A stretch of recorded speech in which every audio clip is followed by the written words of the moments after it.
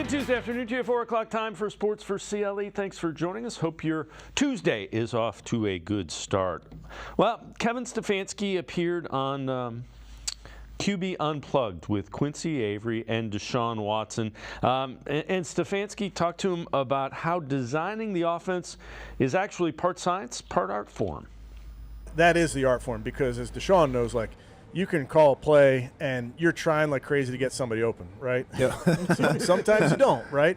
And that's where Deshaun's natural ability, like I can think back even to that Cincinnati game we were just watching. I think the first third down, you took off running, right, and gained whatever 15 yards and first down. And was the play call good? I didn't get anybody open for you. We tried, but you're like the great eraser. It's like, okay, cool. I'll take over. You are where the chalk ends on that chalkboard. So for me, the fun part is we try to put together a system that fits our guys. So in this case, yeah, Kirk sees the game differently, definitely going to want to be more under center, goes through his progressions. Other players like, no, spread it out for me. I got a better sense when we spread the formation out. You watch certain teams that have really condensed formations. And I think, listen, there's 1,000 ways to skin the cat. But for me, it's always like what fits our guys the best. And as a play caller, as a designer, as an offensive coach, we love it when you got guys that can then play off schedule. With that, let's welcome in Casey Kinnamon from Dog Pound Daily, as well as the Barking Browns podcast. Casey, it's kind of interesting to listen to Kevin Stefanski talk just about the way the offense is designed and the way he builds an offense.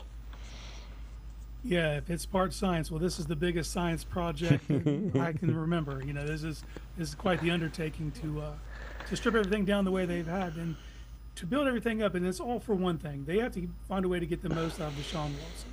So that's what it is. You brought all these minds in, and you understand that this is the focal point. You know, he talked about it there, to melding the offense to meet the personnel. You know, and it's so much more than what people think goes into it. It's not just these are the plays we like, these are the philosophies that we want to adhere to. It's literally, it's about gearing this towards your focal point, your quarterback, getting the most out of him. And they realized they couldn't do it with the offensive staff they had, so they stripped everything down. And I would just love to be a fly on the wall as they're constructing this offense, because there's so many interesting elements to this, and we won't know anything about it until we get to September, whether they pass that science project or not. Yeah, and again, you know, it is the quarterback, but it's also, it changes drastically when you lose Nick Chubb. It changes drastically when you don't have the tackles that you thought you were going to have. All those things affect your scheme and what you do. Stefanski, same podcast, talked about putting together a game plan. When you start building like a game plan, right? I've always wondered that as a head coach, as somebody who has to call plays, like what are you looking at? Is like, okay, this week, this is what I'm going to do to kind of make us more successful as we go throughout this game. Yeah, it's so interesting. And I've been blessed to be on different offenses, different staffs, and like you mentioned, starting in Minnesota there. It's a feel. It's both an art form and a science. And when I say that, I mean in game, they talk about the feel of the game and understanding. All right, we got to get to this play. That corner just went out of the game. We got to attack that other corner. There's also the science behind it, and to me, I mean the process. The stuff that we do on Monday, Tuesday, Wednesday is as important as the order of which the play comes off the call sheet on Sunday. So when we're in that meeting room and all the coaches and we're together, we're like, we love this play action. We feel like we're going to get man coverage. We're going to get Elijah to sell the far crossings and come out of it. Here's why we like it, because here's what they've shown on tape. Those are the conversations and the play design. That's all happening during the week. Now, when it comes off the play sheet, that really is more to the art form of it, if you will. Gives you a little bit of insight as to what we were talking about just before. Yeah, you have the game plan. You install things based on the personnel you're going to see, based on which players are available to you, and tendencies, what you saw from the team the previous week. But then there's the actual playing the game, where you have to implement everything, and you have to have a feel, and there's an intuitive nature to sequencing plays. And it doesn't get talked about enough, but that feel that you have to have when you're calling a game to either put your foot on the gas, to throttle back, to take a big shot, and then there's the whole other side of it. What do you do when someone takes something away? when they take away one of your fundamental principles that you're relying on, how do you react to that? How can you counterpunch, so to speak? It's very intriguing, and it's cool to hear Coach talk about that so flippantly, and with this quarterback right there who you were designing the game plan for. It's a lot goes into it than just picking these set of plays and this is what we're going to do this week, because that's what they struggle against it. There's so much more involved. All right. One of the things Andrew Berry and Kevin Stefanski had to do back when they took over, the franchise was not in a great spot. So they had to try to redo the culture. Again, this is from that same Unplugged podcast. Kevin Stefanski talked about the culture that they're building on the Browns. As you know, that locker room that's you guys. That's not my locker room. I trust the leaders in our football team. The things that you do in that locker room, I think it gets lost on people. Everybody sees what goes on Sundays, but man, there is so much hard work. Think about in the meeting room, in the weight room. I mean, that is so much that leads up to those games on Sunday. And without a strong locker room, it's too hard. So I'm blessed to have the group that we have. That culture that you guys have instilled in this place, that's what wins on Sundays, is just having those type of people. Most definitely. And again, it's very interesting. Kevin Stefanski's crediting the players with the culture. Yeah, you were being kind earlier by saying it wasn't going too well before they got here, but for fans, it's harder for us because now this is the expectation. Right. But if we just look backwards and see where this team was in 16 and 17, and even though the 2 years prior to AB and Stefanski getting here, there was a slight uptick in wins. There was a little better personnel, but there was the foundation was shaky, and it could nosedive quickly. And that's what you've seen. And it's taken some time to get to this point now where the foundation is solid. And that's where, like, if I were to ask you, would 9 wins suffice for this next season? Probably say no. That's where they're at, and that's because you build a strong foundation with a locker room, and that's the expectation. You have players in that locker room that hold everyone else accountable, and now that is the expectation because you have the players that believe that. They truly believe it. So it's not just, how fans, we expect to win, of course, but, if the guys in the locker room don't, it doesn't matter. Well, you got the right people in place in power and in the locker room now, and this is all about building. But you have to be careful because you can also let the wrong voices into your locker room, and you could take that down just as easily as you build it. So it's careful, and then, you have to keep it there for several years before it kind of takes care of itself. They're still in that maintaining phase.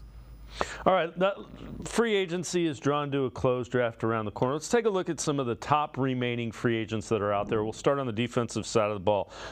Some edge rushers. Yannick Ngakoue was bandied about a couple of years ago with the Browns. Emmanuel Ogbah, who has actually played with the Browns. Carl Lawson. Those are some edge rushers. Inside, some defensive tackles. Calais Campbell was with Atlanta, the Ravens before that. And then Hassan Ridgeway with the Texans. Any of those 5 defensive linemen intrigue you at all? Yeah, Calais Campbell intrigues me, and it's not because the other guys aren't good players. It's just where this roster is currently and the way that AB's kind of staffed everything up to you don't have any glaring holes. But if I could add a player like Calais Campbell, you have to entertain them. And you have to also understand, if you get Calais Campbell, it's probably for 1 season, 2 seasons tops. He's an old warhorse who's getting near the end of it.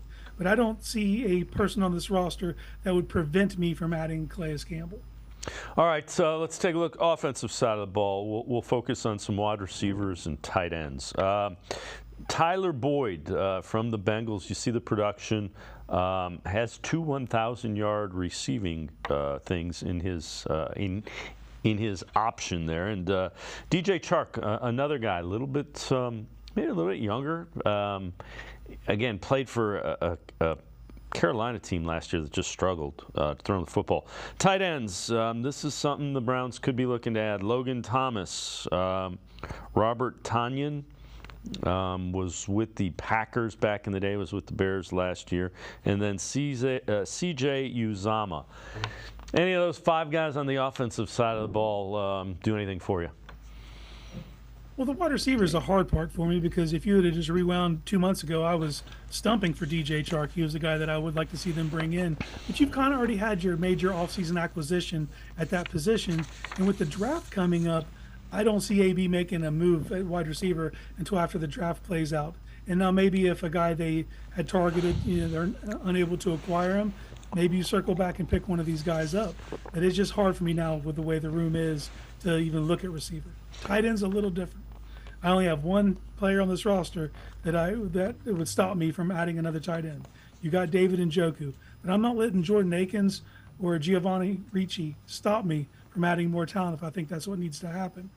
Now you can also look at the draft, but it is also hard for a rookie tight end to make that much of a difference. It's very rare when that happens. So I think if you want to get more playable depth, you could look to that market, but they probably will wait until after the draft. Casey Kinnamon from Dog Pound Daily and the Barking Browns podcast. Now I'm going to step aside, take a quick timeout. Other side of the break, we'll talk draft. Give you a name of a tight end the Browns might be looking at. Sports4CLE, we'll be right back. Stay with us.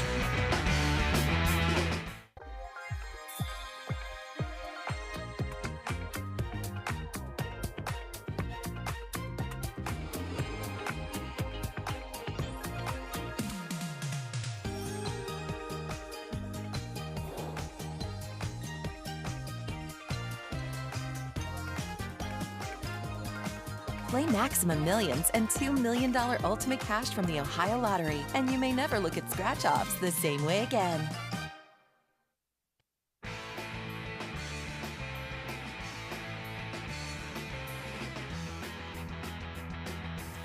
We continue talking Browns with Casey Kinnamon from Dog Pound Daily and the Barking Browns podcast. So Mike Garafolo from NFL Network tweets this out. Jatavian Sanders, viewed by many as the second best tight end in this month's draft, visiting the Panthers and Browns over the next couple of days. Excellent vertical weapon per Daniel Jeremiah. That is the draft analyst for NFL Network. Sanders likely a second-round draft pick. So, Casey, we were talking about it. Sanders, he's intriguing. I have seen him a lot, and he's almost more like a hybrid. He runs pretty well for a tight end. He runs very well. At the beginning of the draft cycle, I thought there was no way he would make it to 54. But as things kind of unfold here, it looks like he might be in that range. And just to put it in perspective, like it's not too dissimilar from where David Njoku was coming out of Miami. Tremendous receiving threat, can give you vertical stuff, but wasn't much of a blocker. Well, Sanders fits that mold exactly. He's not someone you want on the end line of scrimmage early in his career. I was actually watching tape of Christian Jones this last week, and it was very evident to me that he's nowhere near ready to make any difference in a run game. But as a vertical threat, man, this kid's excellent. Up the seams, what he can do with the ball in his hands just gives you a different vertical threat that you don't have outside of Njoku. I think if you can get a player like that and understand that you're going to work him in certain personnel groupings, not someone you're going to count on for a huge role, but he can make a difference. He can make a difference as a rookie because what he can do vertically. If you just play to his strengths and let him gain the other things along the way, because he has the prerequisite size, 6'4", 243. I mean, he can do those things, but it's the physicality of the game at the line of scrimmage that worries me. But you don't have to put him in that position. You don't. Obviously, 11 personnel is going to be Njoku, but if you want to go to a 12 and slide him out to the slot in that power slot angle, he can do a lot of damage, and he's someone that the Browns should definitely be kicking the tires on. Yeah, and when Watson is playing well, tight end seam routes are things that he hits pretty well. This from the Bleacher Report. Prospects for the Browns to avoid in the upcoming NFL draft. They're going to say Xavier Legette, only 42 receptions in his college career, could be a red flag for a team in the Browns position with no draft picks to waste. Ceiling may be high on Legette based on his 2023 campaign. Overall body of work a bit concerning. They also say Jonathan Brooks. Browns can't take a risk on a prospect coming off a torn ACL. If Chubb was coming back off a healthy season, Browns might be willing to take a risk on Brooks. Simply can't do that with their current situation. They also have Braylon Allen, running back from Wisconsin, was a standout from the time he entered the Badgers program. Also means he comes professional ranks, a ton of carries on his legs. Allen has had at least 180 carries each of his 3 seasons at Wisconsin. He's still only 20 years old, though, so the tread on the tire, maybe. Just your reaction. Any of those 3 really pop for you? All of them in different ways. Leggett, that broke my heart to hear that. He's a guy that I'm 100% in on. And I know you'd like a larger, sample of work in college, but I'm talking about a former high school quarterback who transitioned to receiver.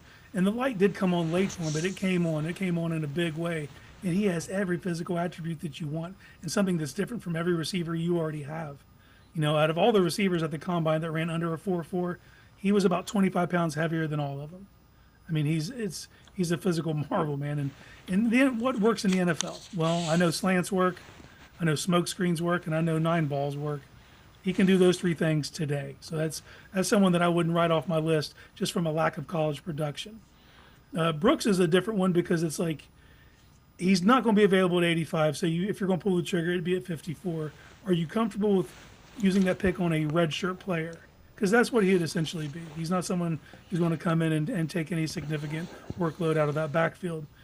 But if you can use a red shirt on someone like that, because when Jonathan Brooks gets fully healthy and get from his ACL injury and he gets his legs under him in this league, he's going to be a problem for a long time. So he's someone that if you could stash and you can afford that would be a good move.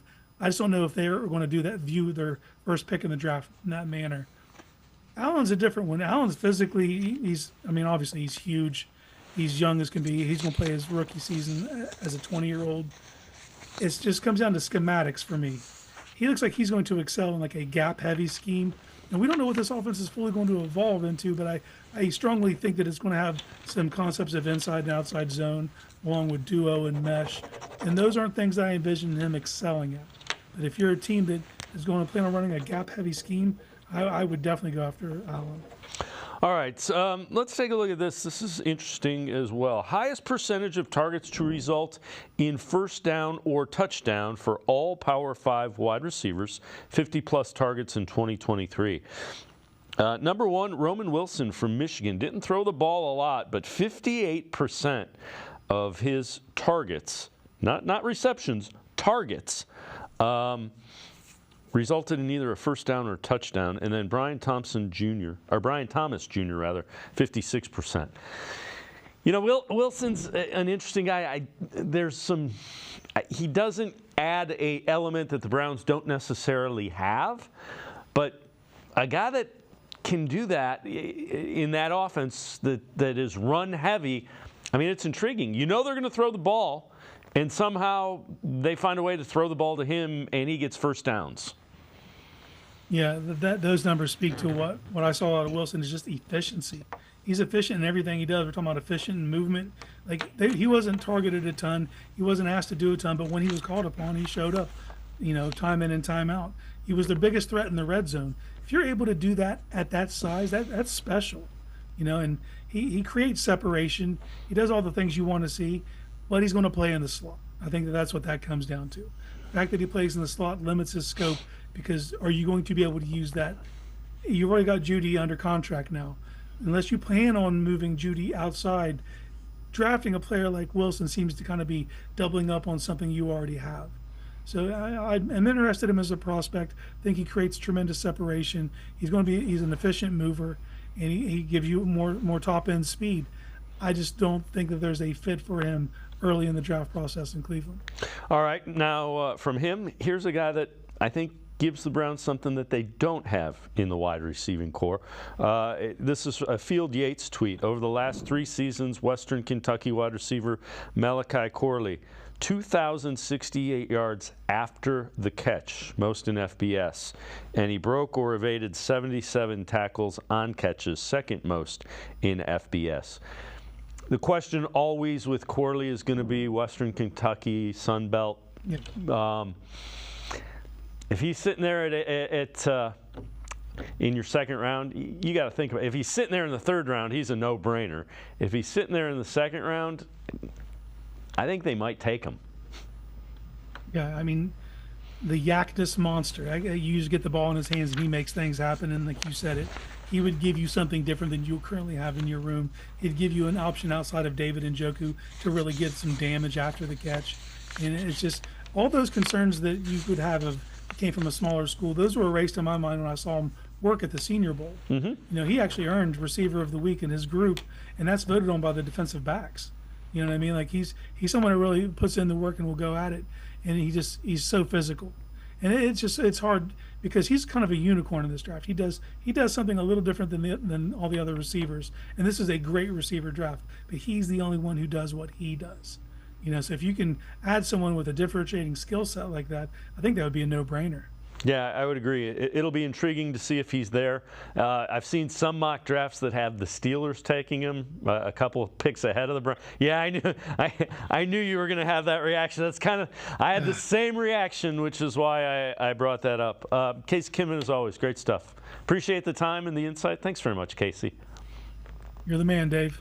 Casey Kinnamon, make sure to check him out. Dog Pound Daily, also co-host of the Barking Browns podcast. We're going to step aside, take a quick time out. Mary Kay Cabot from the Plain Dealer at cleveland.com straight ahead. Stay with us. Come back to go forward. Back to learning new things. Back to pursuing your dreams. Tri-C has flexible learning options to fit your life. And every year, more than 1,000 local companies provide Tri-C students with real-world learning. The right education can boost your lifetime earning power by hundreds of thousands of dollars. Start now with a college education you can afford. Tri-C, where futures begin.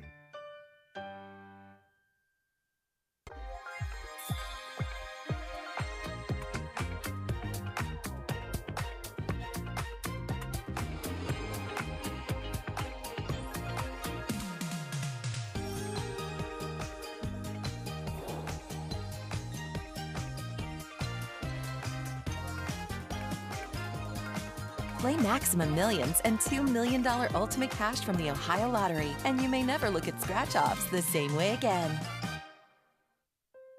I am powerful beyond my wildest imagination. I will define my future. I will keep challenging myself to improve. Because I am a future leader of this great nation. I will be responsible for raising a beautiful family. And educating not only my generation, but many more to come. I will make a difference in my community. And I will stand up for what I believe in. I will not settle for simply chasing my dreams. I will achieve them. Because I was given a chance. An opportunity. A home. At Family, Career, and Community Leaders of America. The ultimate leadership experience. FCCLA has been one of the greatest experiences of my life. It's made me who I am today. Join us. We'll build a new future together.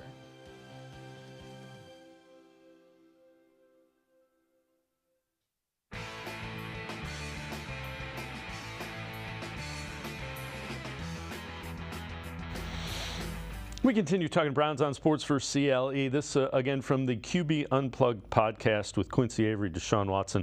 Quincy Avery, Deshaun's quarterback coach, asked Kevin Stefanski about winning Coach of the Year awards. I want to talk to you about, so like when you get 2 Coach of the Years, like where do you put them? Is there like a room in the house you start dedicating these trophies to? Plan on getting some more? Yeah, there's another trophy I'd like most definitely. much more than that one. You know what's great about that thing is it's a representation of your team. You don't win that thing if you don't have the players. You don't win that thing if you don't have the coaching staff that are helping you. So I look at that as a collective award, and that's so I don't love talking about it, quite honestly, but I do love that it represents our operation, it represents our players, it represents our coaches. And I say this, I'm gonna give you your flowers, live, Coach. The things that you do for the organization, for this community, but for the locker room. The guys talk about it every day, talk about it all the time. I think that is a big testimony to what you and AB is doing for this organization, for this community, and it's something special. And we talk about it in the locker room, and I think that's why, we go out there every Sunday or whenever we're playing, and we give you 110% because you treat us like men, you give us our flowers where we need to, but also you push us hard enough to go out there on the practice field and compete. And then once we get out there on Sundays, it make it a lot easier.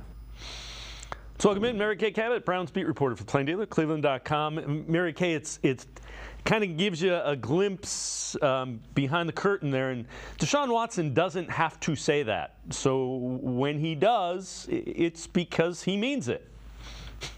Yeah, I thought that was pretty powerful. Kevin Stefanski decided on his own to go to the grand opening of Lefty's Cheesesteak and be there and support Deshaun. And I think that's important. I think that he is showing that he's there for his quarterback. We know that he flew out to Los Angeles with Ken Dorsey so that Deshaun could get to know Ken. And I think that that's just an important way to handle this whole situation right now. And you can see that Deshaun is very genuine about it and that he really appreciates it. So, again, this from one of your Hey Mary Kays, and I'm curious to your reaction to it. If Kevin Stefanski has a bad season, will they move on from him and go with Mike Vrabel? No, that is not the plan whatsoever. You know, just to be at the owners' meetings 2 weeks ago and to sit there and spend time with the Haslams, to sit there and spend time with Andrew Berry and to hear them talk about how they feel about Kevin Stefanski. And obviously he's coming off of his second NFL Coach of the Year award in 4 seasons. That's remarkable.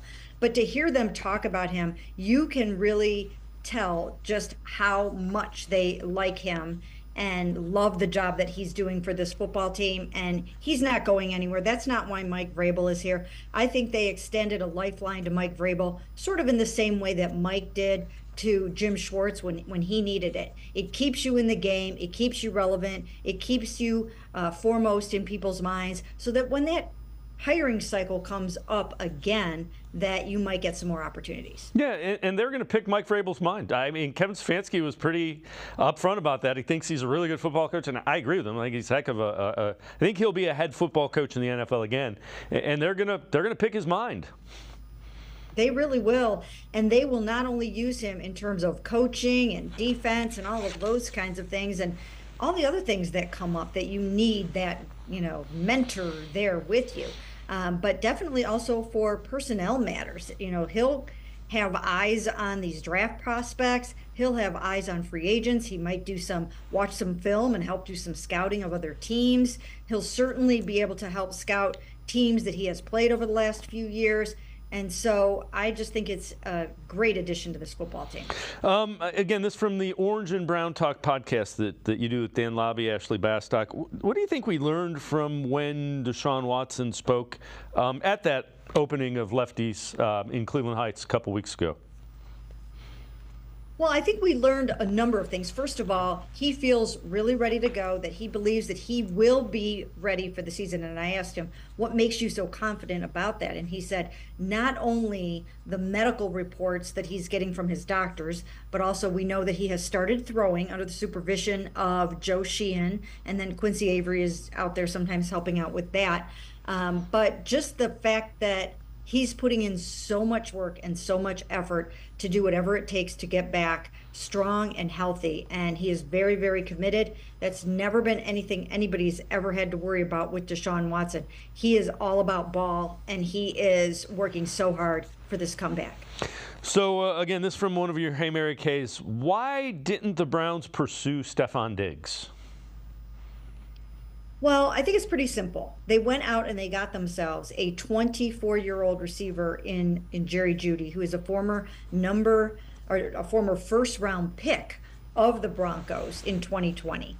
And I think that they believe there's plenty of untapped potential there and that he will realize it when he is working with Deshaun Watson, when he doesn't have a revolving door at quarterback, when he's got somebody that is going to scheme it for him, and also when perhaps he doesn't have to be the number one receiver, where he can kind of be the number two behind Amari Cooper and get open a little bit easier perhaps. So I think these are some of the reasons. I believe they feel like they got a pretty good bargain in that when they extended him, it turned into what amounts to a $16.25 million per year contract over the next 4 years, which if you compare that to what Justin Jefferson is going to be making, what CD Lamb is going to be making, I'm talking about 2 of his 2020 first-round classmates, those guys will probably get upwards of $30 million before the season begins. If Jerry Jeudy can live up to his potential and get 1,000 yards and catch 8 touchdown passes and catch 75, 80 receptions, then he will be more than worth that money. So, again, from one of your Hey Mary case, what's Greg Newsome's future with the Browns? So many trade rumors about Greg Newsome all over the internet, sports talk radio, everywhere. We did have a chance to talk to Andrew Berry about that. And he said, I can't control where these things come from, but Greg is an important part of our team. And I believe him. Andrew doesn't give up on his draft picks easily. He's certainly not going to give up on a first-round pick easily at all. You need a lot of good cornerbacks, obviously, with everybody playing 3 wides, sometimes 4 wides, spread, everything that's going on with the passing game these days. You have to have a number of good cornerbacks. The Browns are lucky to have 4 good ones right now, and I just don't see them changing that anytime soon. All right, before we go to break, this is from Rob Demovsky, who is a ESPN NFL Nation Packers reporter. Based on Packers president Mark Murphy's comments this morning, it sounds like they're preparing to open the season in Brazil against the Eagles. Speaking before the annual tailgate tour, Murphy said, we're either the first or second most popular team in Brazil. And Mary Kay, we knew it was down to the Packers or the Browns that were going to play the Eagles in Brazil. Nothing official yet, but it sounded like it might be the Packers at this point. It might be. I think it is important that Brazil is nuts about the Packers. And I think that in some respects they may have had to have been talked into it a little bit. I don't think they really embraced it as enthusiastically as the Browns did. I think the Browns raised their hands and said, send us to Brazil. We want to go. We want to be part of this historic game, the first ever in South America. They were excited about it. But I do think that because this is the first game there and because the Packers are so immensely popular there, I think that the NFL wants the Packers there. So that looks to me like that's the way it's going to go at this point. Again, nothing official yet. We should hear something pretty soon. Mary Kay Cabot, Browns beat reporter for Plain Dealer, cleveland.com, and I'm going to step aside, take a quick time out. Other side of the break, we'll hear more from Kevin Stefanski with Deshaun Watson from QB Unplugged. Sports4CLE. Be right back. Stay with us. The Ohio Lottery Partners in Education program is dedicated to recognizing exceptional students, teachers, and schools throughout Ohio. Scan the QR code on screen to nominate students and teachers as Academic All-Stars and Teachers of the Month. They must be currently enrolled or teach in grades K through 12. Is your K through 12 school developing students' literacy skills to achieve success in reading? If so, you can nominate your school for the School of the Year. Students can win $100, teachers can win $500, and schools can win $2,500. Scan the QR code, fill out the forms, and nominate deserving students, teachers, and schools today. The Ohio Lottery Partners in Education program takes pride in honoring exceptional students, teachers, and schools across Ohio. Submit your nomination today. It's fun, fast, and free.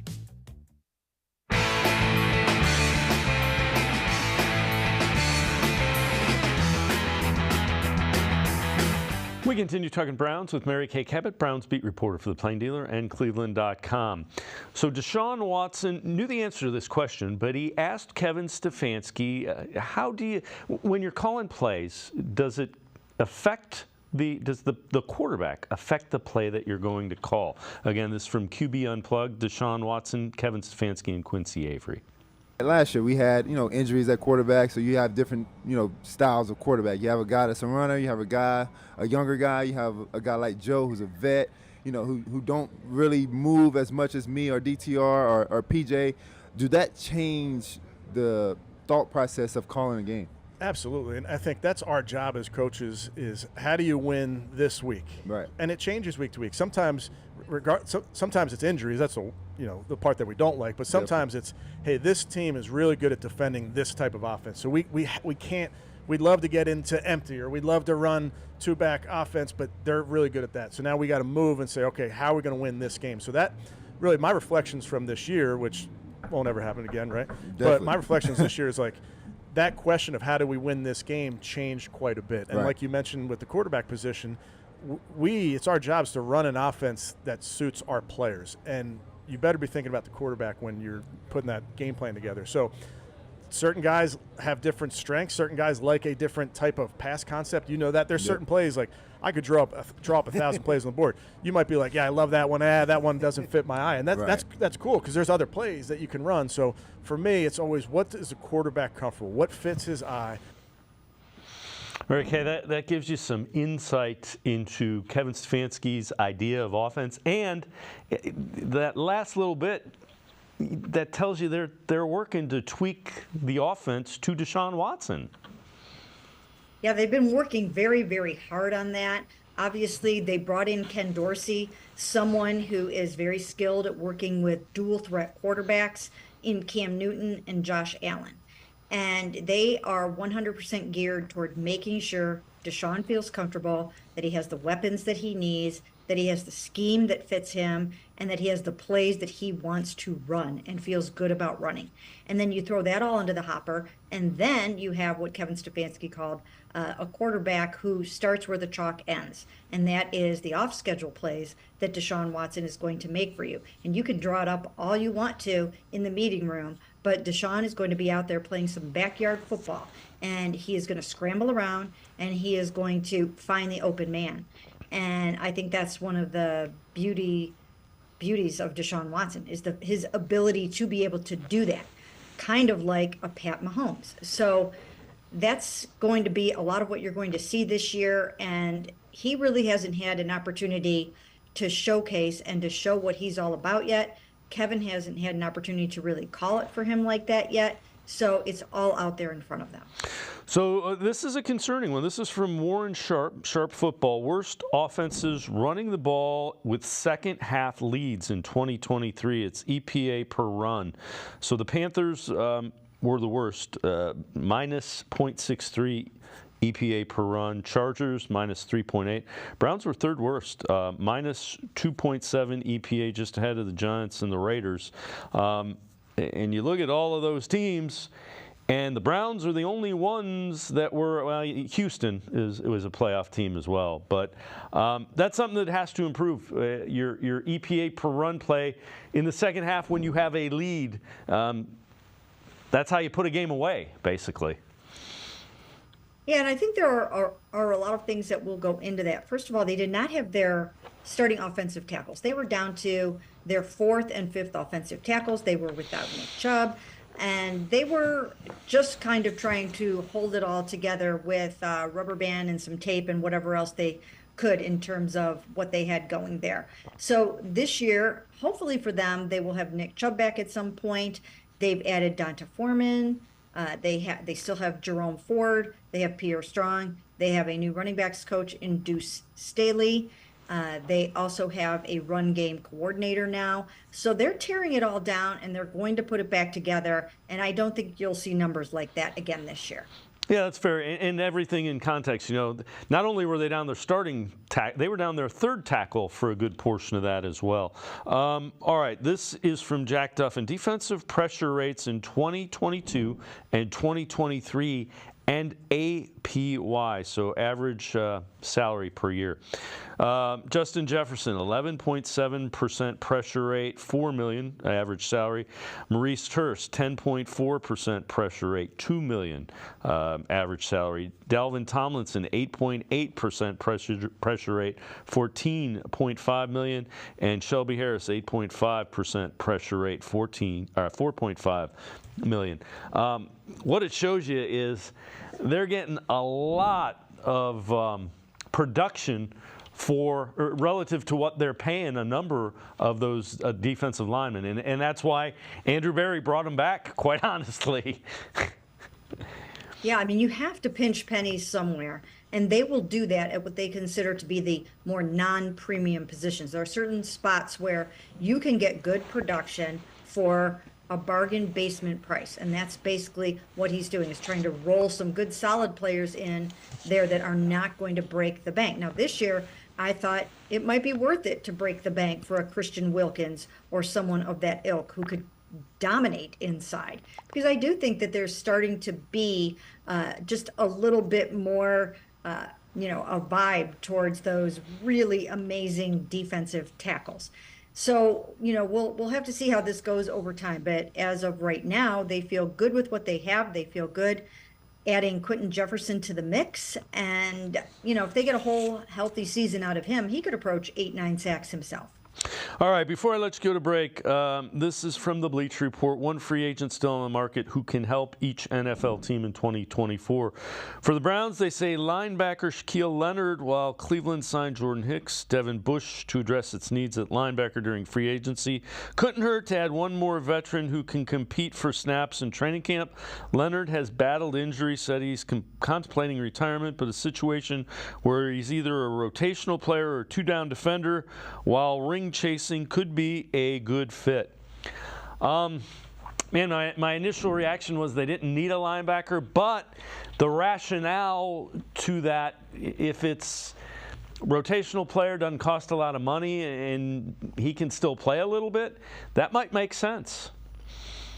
It might.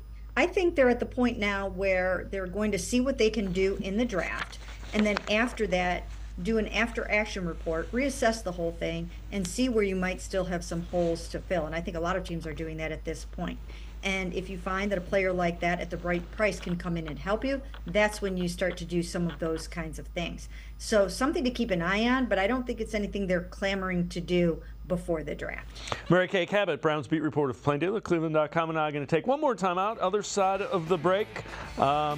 We'll talk a little bit about some expectations on the offensive side of the ball. We'll hear more from Kevin Stefanski as well. Sports4CLE, be right back. Stay with us. Come back to go forward. Back to learning new things. Back to pursuing your dreams. Tri-C has flexible learning options to fit your life. And every year, more than 1,000 local companies provide Tri-C students with real-world learning. The right education can boost your lifetime earning power by hundreds of thousands of dollars. Start now with a college education you can afford. Tri-C, where futures begin.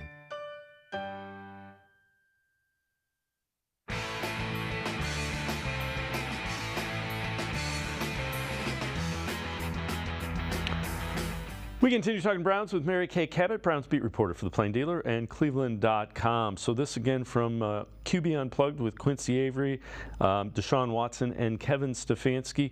Quincy Avery asked Kevin Stefanski just about his demeanor on the sidelines. I think a lot of people see you as someone who's laid back. So Tony Dungy is like someone who I came up under. My dad coached under him. That's who he was laid back. I see you with a lot more like fire than he gets. But how do you make sure, like, you're getting the guys going, right? Because there's a lot of stuff that we don't see. Deshaun tells us a lot, like, no, Kev gets fired up a little bit. You know what I'm saying? Yeah, well, Coach Dungy, that's high praise right there, first of all. That's unbelievable human being, unbelievable coach. So what I see to that point, Q, is like Coach Dungy is just being himself. And just the same way, I just try to be the best version of myself. Sometimes it comes off, I'm sure, during games where it's this even keel thing, and that's the surface. Mm-hmm. Under that surface, there's some emotion. But what I'm trying to do, especially on game day, is give our team a sense of calm, a sense of whatever's in front of us, we're going to deal with it. And then I think for me, I just try to be myself. So whether it is on that practice field or it is in the building, I want people to feel me and my emotion.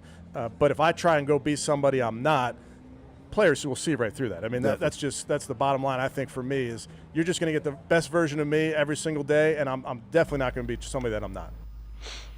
And Mary Kay, when you hear him discuss why he is calm, it makes perfect sense. That's what you want your team to feel like.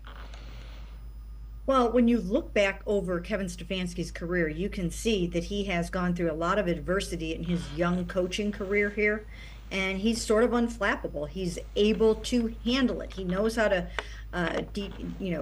put everything in its right compartment, and he just takes the next step, and he doesn't get rattled about anything. He started off in a COVID year, and it just kind of went from there to the point where last year he found himself having to work without Deshaun Watson and without Nick Chubb and Jack Conklin and so many of his other players. And I just think he's got the right demeanor and the right personality for it. The players always know what they're going to get with him. He's not inconsistent. I mean, even though Bill Belichick, for instance, is one of the greatest coaches of all time. I don't think players always quite knew what they were going to get with him. You didn't know for sure if he was going to say hello to you in the hallway or whatever. I mean, it's not like that with Kevin. He's just a normal human being that tells it like it is, and the players really like him a lot. All right, this again from your Hey Mary case. What do you think? What are realistic expectations for Elijah Moore? I think a realistic expectation for Elijah Moore would be, once again, to have somewhere in the maybe 700-800 yard range, depending on how things go. I mean, he's going to be the third receiver this year behind Amari Cooper and behind Jerry Jeudy. So he's going to be number 3. He's going to have to hope for a bunch of targets. But if the offense is humming along the way that they hope it does, then he should get plenty of targets, plenty of opportunities to catch the ball. So I would say, 60-some catches, 700-800 yards, and 6 touchdowns is about what you would hope to get, I think, from Elijah Moore. All right. Again, another one of your Hey Mary case. I'm curious as to your thoughts on this. Do you think the Browns sign or trade for a notable tight end, or do they use the draft to acquire a young tight end? I think at this point, they'll probably look to the draft to develop a younger tight end. And then once they get through the draft, if they don't have a tight end that they really like out of the draft, then I think you can go hunting around on other teams' rosters, on the street, wherever, and try to add another tight end. But I think they're happy with the fact that they've got David, they still have Jordan Akins on the roster, and they have a lot of receivers now that they really like, and some of them are bigger receivers that can play that role for you as not a tight end per se, but they can block, they can do some things for you. So I do think they will land one somewhere. It could be in the draft. So do you see any scenario, and again, this one from one of your Hey Mary case, any scenario at all where the Browns try to trade into the first round this year? I don't see that. I think it would take too much capital to do that, and I don't think they want to be giving up either a really good name player or a bunch of draft capital down the road or whatever it would take. I don't see that happening. I think they feel good about what they acquired. I mean, they basically traded for a first-round player in Jerry Jeudy. So you can look at that as almost your first-round acquisition for this season. So I'm not feeling a trade up into the first round. I don't think they feel a sense of urgency necessarily to do that right now. And I don't know that they would want to give up what it would take to get there. All right, before I let you go, and I think I know the answer to this. As you look at this roster, how good do you think it is? And then are there areas that you would still tweak or upgrade as you get ready for what you expect to be a really good year again? Yeah, once again, I would add another good pass-catching tight end, so I would definitely do that. And then I would still be on the lookout for a double-digit sacker of some sort. And I don't know where you're going to find that player per se, whether it's a defensive end or a defensive tackle. I still think that you could use somebody else who can get there on a consistent basis. So I would be on the lookout for that. But maybe you find a diamond in the rough, or maybe you feel like Alex Wright's going to take even another step up this year. Maybe you think that what you have with Quentin Jefferson and the rotation of the tackles and also the rotation of the ends, that you'll get the sack production that you want or the disruption that you need. But I would still be on the lookout for that player.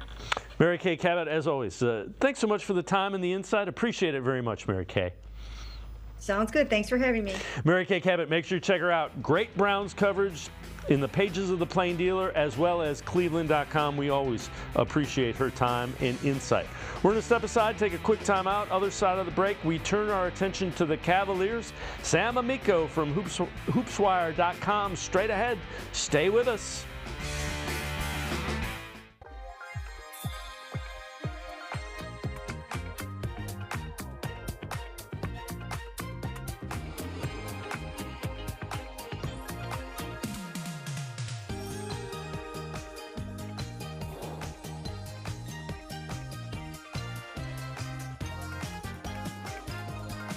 Play Maximum Millions and $2 million Ultimate Cash from the Ohio Lottery, and you may never look at scratch-offs the same way again.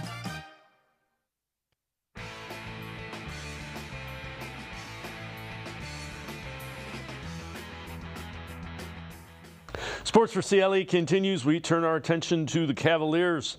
They've now lost 3 in a row, 4 of their last 5. Last time out, blew a 26-point lead to the Clippers, lost by 2. So they are currently 5th in the Eastern Conference, only a game and a half out of 2nd, but they're also only 2 games out of 7th place and a play-in tournament spot. Let's welcome in Sam Amico from hoopswire.com. Sam, what's going on with the Cavs? Playoffs are right around the corner now, and it is not great. No, it's not been great, and I will say this. They're fortunate that it hasn't been great for the Milwaukee Bucks or New York Knicks either. It's only been slightly great for the Orlando Magic. So I think that they're, in a good spot in the sense that you have 3 straight games now at home to finish out the regular season. You're very close, as you mentioned, Dave, to, 7, which means the play-in tournament, but they're also very close to 2nd and 3rd, even though they're entering Wednesday night in 5th. So it's a lot can happen. They're going to have, that was a tough West Coast trip. Really had an opportunity against the Clippers. That game, if they finish, 5th or lower in the Eastern Conference, that loss to the Clippers is going to come back to haunt them, blowing a 26-point lead. So, the best they can do right now is just win these 3 games at home. And if you win those 3, I think you'll be back up to 3rd in the Eastern Conference by the time this is all said and done. All right, so it's Memphis, Indiana, and Charlotte. What do they need to see in those? What could kind of just make them say, okay, not great, but we're heading into the playoffs on a high note? Yeah, I mean, just winning those games. That's what you need to do. It doesn't have to be real pretty. It doesn't have to be, we've got it completely together. Now, ideally, that would be the case. You would feel like, okay, we're really back on track. We're really defending as we're capable of. Donovan Mitchell is healthy, and feeling and looking good. Darius Garland has picked it up a little bit, which I felt like he did against the Jazz and the Clippers, not so much in those other games on the West Coast. So, I mean, theoretically, here's, all you need to do is win these games. Doesn't matter how you do it, how close they are, how pretty they are. You just got to get the W. But ideally, you're looking good along the way. You're moving the basketball and playing like you did when you won 17 of 18 to kick off the new year. Then you're feeling really good heading into the postseason. So now all the speculation has started to swirl, and I know you actually tweeted this out, and we've seen it in a number of places. NBA executive, Cavaliers could fire JB Bickerstaff if the team underwhelms in the 2024 playoffs, and you see that's who that's attributed to as well. You look at that, we kind of knew that from the beginning of the season that they needed to probably win at least one playoff series. Is that still legit, that JB needs to win a playoff series to be asked back, if you will? Yeah, I don't think that's any surprise to anybody. Probably, I'm sure not JB Bickerstaff. This is fair or not, this is life in the NBA and life as an NBA coach. Pro sports, actually. You could contribute this to any pro or college team. You've got to win at winning time. And they didn't get out of the first round last year, despite having the number 4 seed and home court advantage against the Knicks. They're expected to get out of the first round this year. Am I saying, or, is this an NBA executive that we talked to at HoopsWire saying, JB's guaranteed to get fired if they don't get out of the first round? No. But I think that possibility exists, and it's probably pretty strong if the Cavs sputter in the playoffs. The good news is there's still time, right? You've got these 3 final games at home, and then you've got the playoffs, wherever they may be. Win a series in this conversation is probably over. So I think that this would come as no surprise to JB. It would come to no surprise as any coach anywhere. Eventually, you're expected to take the next logical step as a coach and as a team. And the Cavs entered this season, whether they said it out loud or not, expecting to at least get to the second round. And, after that January, they look like a team that could potentially get to the finals. So I just think that, it's very real. And JB's not alone. There's so many coaches whose seats are warm right now heading into the playoffs. It's just the way it goes every season. So, it can all turn around, of course, but I would say, he's definitely in danger if the Cavs sputter in the playoffs. All right, so this one from the Bleacher Report, buying or selling the latest NBA trade and off-season rumors. So this one for the Cavs. Donovan Mitchell will decline an extension unless the Cavs make the NBA Finals. Buy or sell? Buy that an extension is tied to the Cavs' playoff success. Because of the trade for Mitchell, Cavs can't tank the rest of the decade. Because of his contract, or his current injury rather, they don't and won't come close to winning a title either. That's a rough spot all around for Cleveland, a franchise that is now has to hope Mitchell will show some grace given his injury and sign a max extension in the offseason no matter how 2024 playoffs end. That's an interesting one. I don't know that I necessarily buy that line of thinking. The question becomes where does Donovan Mitchell see himself having a better chance to win and being able to get decent money?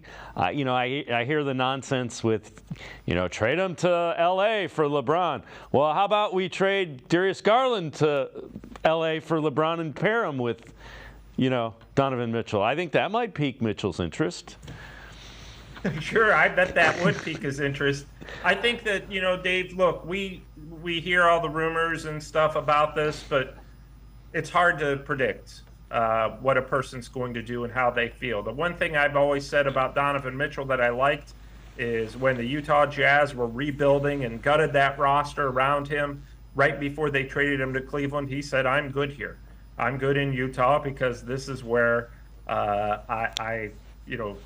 they drafted me and I'm loyal to the franchise. So that showed a degree of loyalty. And then you factor in that the Cavs can pay him for more years and more money than anybody else. Now, that's not always the deciding factor, as we've seen in NBA free agency or even NBA players who are under contract, as Mitchell is. So I do think that the Cavs, you tend to melt down as a franchise or kind of as a locker room when you disappoint. So I do think that how far they go in the playoffs and how well they play in the playoffs, more specifically, could factor into what Donovan Mitchell decides to do next. But I think beyond that, it's really too hard to predict. He's given no indication one way or the other, especially given no indication that he's looking to get out. So I take a lot of these reports with a grain of salt because just like everybody else, they're just kind of guessing. Mitchell has not said anything to anybody as far as we know, other than when the time comes, I will handle the extension and I'll worry about it then. But, now is not that time. So I think it's probably 50-50 if somebody were to get, demand that I answer that, I would say 50-50 that he comes back. The other thing would be, I would assume, even if it's a first-round playoff exit, there's got to be some tinkering to the roster. I don't think this kind of is exactly the way they thought it would be relative to that core four, if you will. Yeah, I think that there could be some tinkering around the edges a little bit. If you don't get out of the first round, it might be a little more drastic than just around the edges. But, honestly, if they don't get out of the first round, I think the first place they look at is the coach. And they're going to look for a coach, I would think, that they think could get them to the next level. And JB's well-liked and well-respected by the players, so there's no drama there, and there's something to consider there. And they did play, in January, we were talking about him as a possibility for Coach of the Year. But funny how in the NBA things can change so quickly, and his status has. But, yeah, I think that, anytime you don't have the success that you're hoping to have, you make at least some changes to the roster. I don't know how drastic those would be. You know, you look at the Denver Nuggets, they basically had the same roster for 7-8 years before they finally won a championship with it. So sometimes, you know, it pays to be patient, not just gut the team or gut the roster. I think that the Cavs feel pretty confident about where they're headed, but they just need something to put them over the top. And maybe that's just good health from Donovan Mitchell in the playoffs. Who knows? But I think most of those decisions are going to come, you know, and be based on what they do in the postseason. Sam Amico, hoopswire.com, as always. Great stuff. Appreciate the time and the insight. Thanks very much, Sam. All right, Dave, thanks for having me. We will talk to you soon. Sam Amico from hoopswire.com. Make sure you check it out. Really good stuff, not only about the Cavs, but the entire NBA with the playoffs right around the corner. It's going to do it for this edition of Sports for CLE. We'll see you back here tomorrow at 4 o'clock. Have a great night, everybody. See you tomorrow at 4 on Sports for CLE.